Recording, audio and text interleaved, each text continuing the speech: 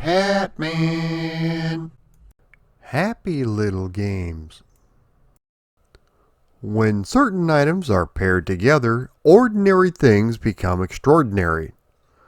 While individually they may be perfectly fine, but when you put them together, truly magical things happen. For example, Ninja Turtles, peanut butter and jelly, peas and carrots, Batman and Robin, and Morning Wood. One other not-so-obvious pairing was Cadillacs and Dinosaurs, which actually got its start as a comic in the mid-1980s. On paper, this idea doesn't make a whole lot of sense, but overall it turned out to be something quite enjoyable. Today, we are going to take a look at the spectacular beat-em-up from the masters at Capcom. What was the original comic this game was based on? How many other Cadillacs and Dinosaur games were there? So let's go back in time to the year of the dinosaur, because this is the history of Cadillacs and Dinosaurs. The year is 1993, and audiences everywhere have fallen in love with the jaw-snapping, dinosaur-clashing Jurassic Park. It didn't take long before dinosaur and jungle-themed movies were crawling out of the woodwork. We had Congo, Python, Lake Placid, and the terrifying Jungle to Jungle. Our story begins about 5 years earlier with a little independent black and white comic by the name of Xenozoic Tales. This post-apocalyptic tale was created by Mark Schultz and revolves around the planet Earth having been decimated by pollution and natural disasters. In order to survive, humanity has built vast underground cities in which they have persevered for approximately 500 years. Upon re-emerging from the deep underground, they have discovered that previously extinct life forms such as dinosaurs have become the dominant species. This becomes known as the Xenozoic Age, where technology is extremely limited. The series revolves around two main characters, the first of which is the dashing Jack Tenrick. Not only is he handy with a wrench, but he's also good with his fists as well. Jack has a passion for restoring old cars, and in particular Cadillacs. Due to the post-apocalyptic world no longer being able to refine oil, he modifies his cars to run on dinosaur dung. The other main character of the series is Hannah Dundee, who is a scientist as well as his companion. The series was published initially by Kitchen Sink Press starting in 1986 and lasted 14 issues. The comic was drawn in the style of the pulpy titles from the 30s and 40s, such as Doc Savage and The Shadow. The artwork in the series is absolutely gorgeous with clean lines and lots of details. As I mentioned, the series only lasted 14 issues before it was canceled. This was right in the middle of an ongoing storyline, so we never find out what happened to Jack and Hannah. The series would lay dormant until 1990, when Marvel Comics, under the banner of Epic Comics, began reprinting Xenozoic Tales, but this time in full color and with a new name, the slightly more appealing Cadillacs and Dinosaurs. In 1992, a full year before Jurassic Park was released, producer and screenwriter Steven DeSouza, whose credits include Die Hard, Commando, and Street Fighter, was looking for properties and discovered the comic Cadillacs and Dinosaurs. Since the hype was starting to build for Jurassic Park, he felt he could take those gnarly dinosaurs and turn it into a kid-friendly property. The cartoon was a moderate success, airing on CBS on Saturday mornings from 1993 to 1994. The series takes place in the year 2513 and is set in a post-apocalyptic jungle near the ruins of New York City. The cast includes Jack, Hannah, and a host of other characters such as Mustafa Cairo, who was also an engineer and another of Jack's companions. They have to band together to try to stop the evil poachers that are running wild. This was a cool cartoon which featured decent art but nowhere near as complex as Mr. Schultz's original drawings. It was during the creation of the cartoon that licensees were starting to see the potential in Mr. Schultz's wide world of post-apocalyptic warfare and started to produce a fair amount of merchandise. The first piece of merchandise was the candy bar because Kitchen Sink founder Dennis Kitchen noticed a lack of snacks in comic shops and felt that a candy bar would be a perfect impulse buy but also help promote the book. The candy bars are highly collectible with just the wrappers themselves selling for $5 a piece because of the gorgeous artwork on the packaging. Everything was created to cash in on the whole dinosaur craze, and there were a lot of cool items released such as toys, role-playing games, t-shirts, and a couple of video games. Sega would release Cadillacs and Dinosaurs: The Second Cataclysm in 1994, which was a full-motion video game rail shooter. I've always been a sucker for rail shooters, especially early ones, and although this game gets a lot of dinosaur dung thrown at it, I had fun playing it. If you would like me to check this out in detail, let me know in the comments down below. Capcom would obtain the license to release an arcade game for a 1992 release. This game ran on the Capcom Play System hardware, which also hosted other games such as The Punisher. The designers took full advantage of the powerful hardware by making it a 3-player simultaneous brawler with some nice innovations all throughout. Cadillacs and Dinosaurs was released by Capcom in the arcades in 1992. As the story goes, the game takes place in the post-apocalyptic ruins of New York City in the year 2513. The Black Marketeers are once again running wild, so Jack and Hannah are going to try to protect the dinosaurs and put an end to these evil poachers once and for all. This 3-player brawler lets you choose from 4 different characters, each one with different attributes. The characters you can choose are Jack Tenrick, who is a hot-blooded man with a great head of hair who also loves nature. Hannah Dundee, who is a genius scientist and a cool head. Mustafa Cairo, who is a skilled engineer and has a great sense of humor. And Mes Obradovich, who is a gentle giant, but once he gets angry, you better head for the hills. The game is set across 8 stages, which sees you have to defeat a mini-boss at the end of each one. Fans of the arcade game Final Fight will feel right at home here. The controls are fairly simple with a joystick and one button for jumping and the other one for attacking. The attack button is also used to pick up items and use weapons. Your character has an energy bar at the top, which obviously depletes with the more damage you take. The gameplay is a fairly basic Capcom brawler with some really cool ideas. Each character has a combo by rapidly pressing the attack button when close to the opponent, a dash attack which allows you to do a running attack of some type, a flying kick which is performed in mid-air, a grab move which you can use to immobilize the opponent by holding them and punching them, a throw move, and more. After throwing off these rapid succession blows, it is possible to stun your opponent, leaving them vulnerable to an attack. Be warned though, as the same could happen to you. Hannah and Mustafa also have a wall jump kick which allows you to jump off the wall with a diving attack. To keep your little butt moving along at a brisk pace, a timer will appear in the middle of the screen if you stay in an area for too long. You have to defeat all the enemies as quickly as you can before time runs out, otherwise you lose a life. At the end of each stage, the characters let out a primal scream and exclaim just how good they really are. As far as the heroes go, the characters of Jack and Mustafa are your average all-around characters. Hannah is fast and Miss is big, strong, and good at grappling, but is a lot slower.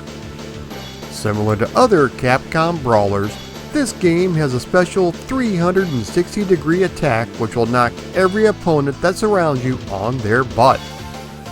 It's very useful, especially when you're getting your butt whipped, but it does take a small amount of energy to use it. A new attack move is the rising attack, in which you have to push down and then up on the controller and press the attack button at the same time. While this is very powerful and can be used without draining your health, it does leave you vulnerable on the way down. If you are playing in co-op mode, there are even tag team moves you can perform. One cool new feature is the addition of a wide range of weapons that you will find, including pistols, torches, a Baba Booey knife, shotguns, bazookas, Uzi machine guns, a club, and an M16. The location of the gun is totally random and doesn't appear in every game. Once you've exhausted the M16's ammo, you can use it as a club to crack a few skulls. Speaking of the weapons, this game takes a page out of the original Donkey Kong, allowing you to pick up barrels and throw at the oncoming enemies. Most of these weapons and other items, such as food, can be found hidden inside massive statues, tires, and barrels similar to previous Capcom games. There are lots of different items to be picked up for points and health, some of which are dropped by enemies. The enemies of the game come in all shapes and sizes and looks like they would fit in perfectly in a Mad Max movie. The sprites and enemy designs are influenced by other Capcom brawlers and fighters. Along with the varied enemy designs, you also have to go mono-e-dino and duke it out with some truly evil dinosaurs. These include James and Bill Bull, El Gato and Razor, and of course, Bludge and Blanca. The storyline unfolds through a number of cutscenes all throughout the game. The levels are labeled as episodes with mini stages in each one. The graphics, especially the levels, are very detailed and colorful all throughout. The level layouts are pretty unique, in which you have to traverse a number of areas such as elevators, jungles, and more. You even get to drive the Cadillac, making the enemies bounce off your four-wheeled behemoth like a pinball. While the sprites are not as large as the ones found in Final Fight, they are more detailed. The game throws a huge number of enemies on the screen at you, but you never feel overwhelmed to the point where all hope is lost. This game is notable for having a very memorable continue screen. You have 20 seconds to continue while you are being taunted on the wrong side of a pistol. If the timer reaches 0, you are filled with bullet holes and the game is over.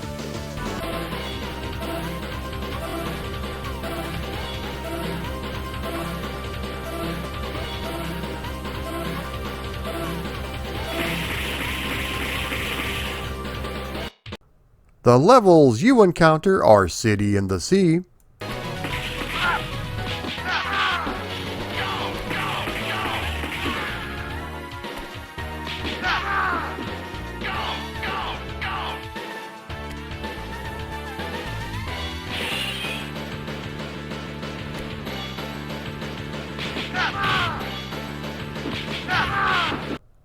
the Swamp Forest,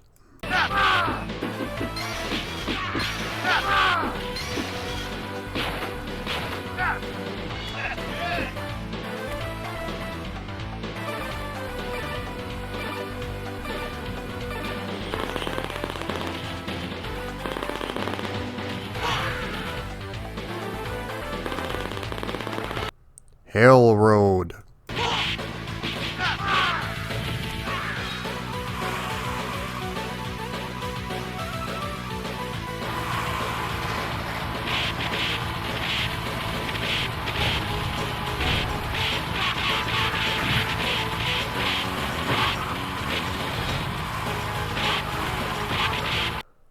Jack's Garage.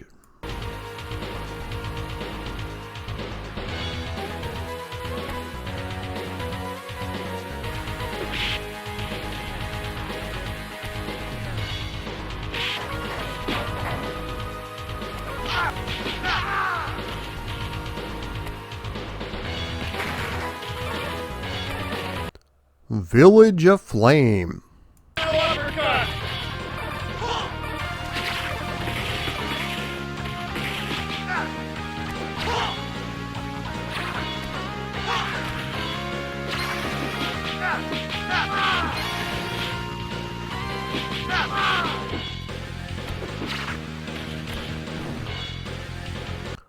Jungle and Mine.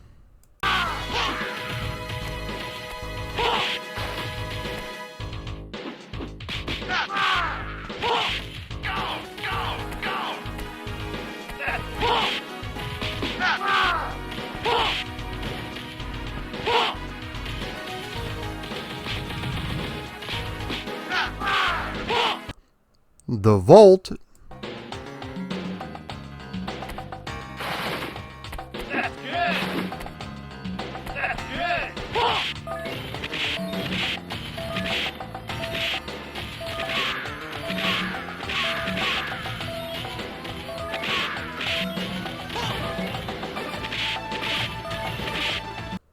And the final episode, The Underworld.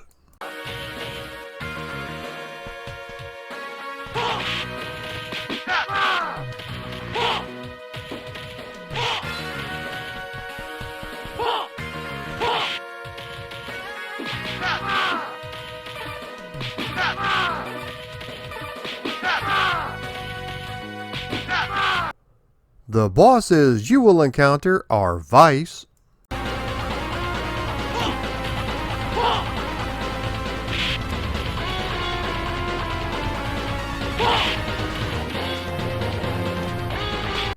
Butcher,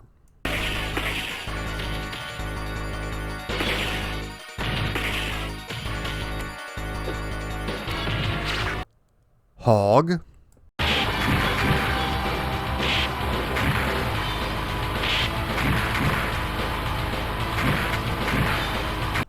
Slice,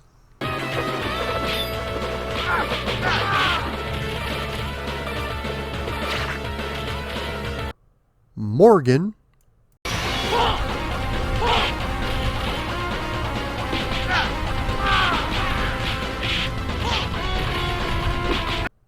Tyrog,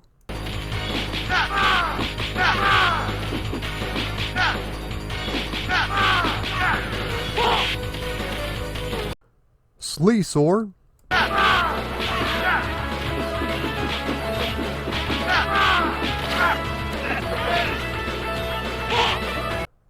and the final boss of the game, Fessenden.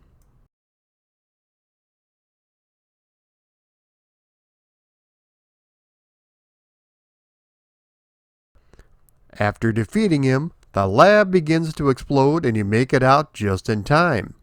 Or did you?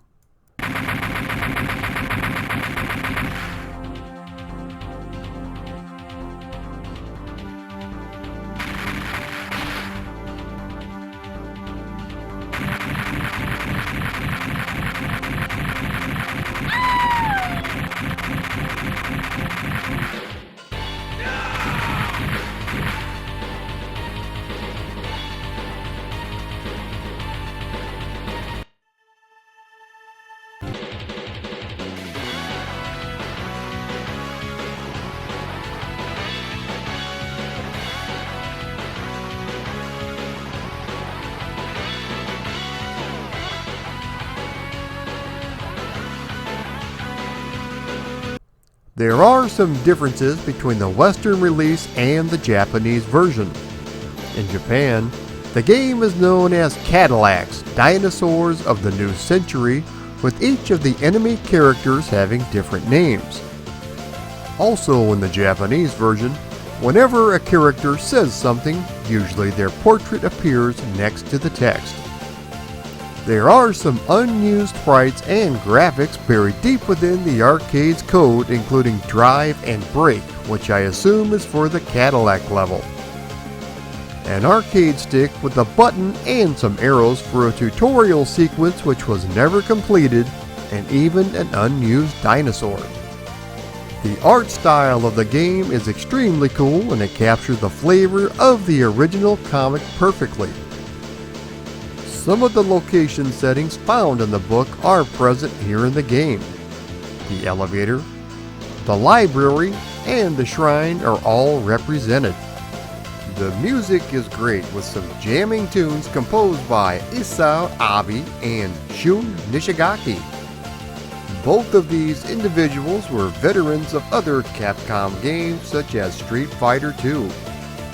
You can clearly hear the similarities, but it fits in perfectly with this style of game. The game hasn't seen any re-releases, which could be due to licensing issues with General Motors. I'm sure the Cadillac brand isn't cheap. While no official conversions were ever released, a Brazilian user by the name of Nemesis Games has created a version for the Sega Genesis. This project started out life as his attempt to build his very own brawler, but decided to put that on the back burner and port Cadillacs and Dinosaurs instead. Almost everything from the arcade game has been included, although some of the background detail as well as frames of animation have been scaled back. Also, you no longer get to drive the Cadillac. Something else that is missing are the weapons you can pick up, which was a big appeal to the gameplay. Most of the dinosaurs have also been removed as well. With that being said, you still have 4 selectable characters including most of their moves. The cutscenes and even the spectacular continue screen has been faithfully reproduced, although the palette is a bit on the iffy side. The music is okay, but the sound effects and voices are very clear and easy to understand. The playability is nice, though there is a bit of flicker at various times in the game.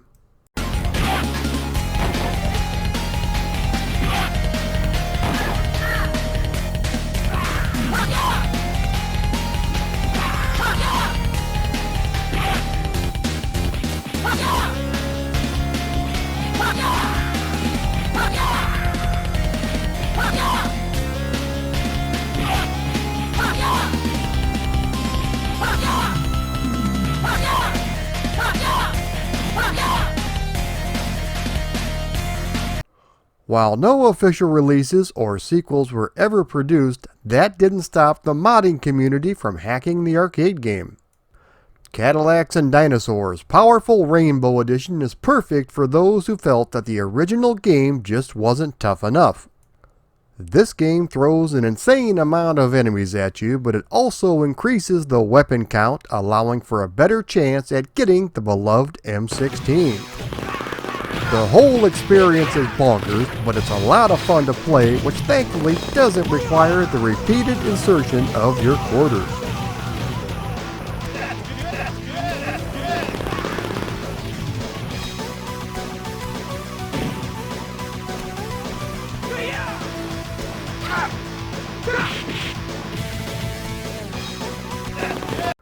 An unofficial follow-up by the name of Dino Strike was released as a flash game that you play in your browser by miniclip.com. The game is very similar, in which you and your companion head out to an island far, far away where an evil scientist has kidnapped dinosaurs and plans to weaponize them, unleashing hell on Earth. It's up to you to release the dinosaurs and take down the evil mad scientist. This game, as far as storyline goes, is pretty much beat for beat just like Cadillacs, and for a flash game it's not too bad. The game features numerous moves, weapons, and unique enemies, all with good animation. The sound effects and music are large and in charge, but the controls can feel a little stiff at times. That's not to say it's unplayable, just a bit lethargic. It's still fun to play, so if you've never tried it, you might want to check it out.